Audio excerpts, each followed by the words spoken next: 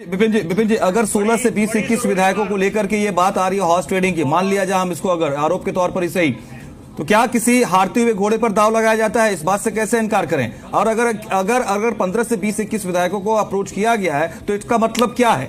यानी वो जीत रहे हैं ये मानकर चल रही है क्या बीजेपी? देखिए, ये जो जिसपे अब हम चर्चा करने जा रहे हैं, मुझे लगता है आज की ये सबसे अहम बात है। मैं यादें ताजा कराऊंगा, ये मैं अपने विचार रखूं, उसके पहले मैं जरूर एक आग्रह करूंगा भाजपा के और आम आदमी पार्टी के प्रवक्ता कि आपसे विनम्र आग्रह है कि कम से कम जो पत्रकार हैं, हम लोग कोशिश ये पूरी रहती है कि निष्पक्षता से अपने विचार रखें। यहां पर कोई किसी की यहां पर हम लोग सिक्के के दोनों पहलुओं को जाकर करते हैं। मैं जो बात बोलने जा रहा हूं 2013 की, जब यहां पर स्पष्ट बहुमत नहीं मिला था भाजपा को, 32 सीटें निकाली थी आम आदमी पार्टी ने, 28 सीटें निकाली थी, 8 सीटें कांग्रेस। तो वहां पर भी ऐसा तो है नहीं कि 2013 में ही या 2014 में ही ऑपरेशन लोटस वाली बातें सुनने को आई। उसके पहले से भी खरीद फरोख्त कांग्रेस के कार्यकाल में भी ये बातें भाजपा के नेता, अन्य विपक्ष में जो थे, वो लोग आरोप लगाते थे कांग्रेस पे। तो ये कोई नई बात नहीं थी।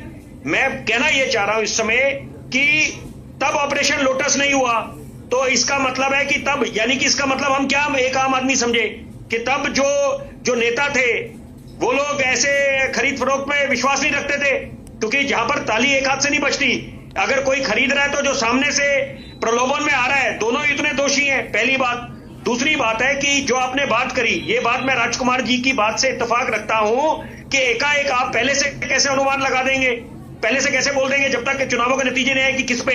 लेकिन उसका दूसरा तर्क ये है राजकुमार जी कि यहां पर कुछ सीटों पर, जैसे कि सब लोग अनुमान करते हैं, सब लोग अपना सर्वे करते हैं, आप लोग भी करते हैं, कांग्रेस भी करती है, भाजपा भी करती है, आम आदमी पार्टी, तो वो लोग ये उन्होंने अनुमान लगाया होगा कि ये सीटें ऐसा प्रतीत हो रहा है कि आम आदमी पार्टी निकाल लेगी, बड़ी प्रबल संभावना है। तो वहां पर उस आधार पर आप लोगों ने, ये आम आदमी पार्टी का कहना है कि उस आधार पर आप लोगों ने ये प्रलोभन देने की कोशिश करी होगी। मैं इस बात से इत्तेफाक नहीं रखता हूं।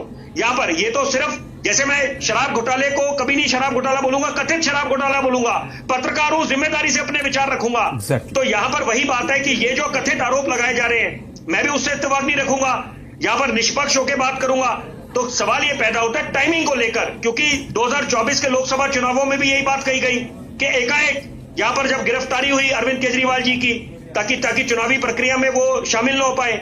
और यहां पर अभी इस समय जो एकाएक, तो एक आम आदमी पूछ रहा है, बड़ा सचेत है दिल्ली वाला जो वोटर है, आप उसको क्या समझते हैं? वो लोग वो उसको भलीभांति समझ आ रहा है कि ये चल क्या रहा है दिल्ली में। यहां पर आप एक दूसरे को घेरे समझ आता है, लेकिन टाइमिंग को लेकर भाई कुछ घंटे रह गए हैं आपके नतीजे आने में, एकाएक एसीबी भी मुस्तैदी दिखा रही है। यहां पर वो लोग अपना आरोप लगा रहे हैं, चुनावों के नतीजे आए नहीं है, तो हम दिल्ली को कहां ले जा रहे हैं?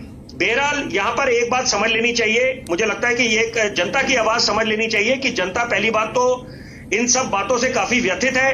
दूसरी बात है कि यहां पर पारदर्शिता बनाने की आवश्यकता है। सत्ता पे जो भी काबिज हो, अब उन पे जिम्मेदारी कई गुना बढ़ जाएगी, क्योंकि यहां पर उनकी जवाबदेही बनेगी कि आपने जो वायदे करे चुनावी मैदान में, चाहे कांग्रेस ने घोषणाएं करी, चाहे आम आदमी पार्टी ने, चाहे भाजपा ने, तो उनके कंधों पे काफी जिम्मेदारी आ गई है, उनको तैयार रहना चाहिए उस चीज के लिए। ठीक है विपिन सर।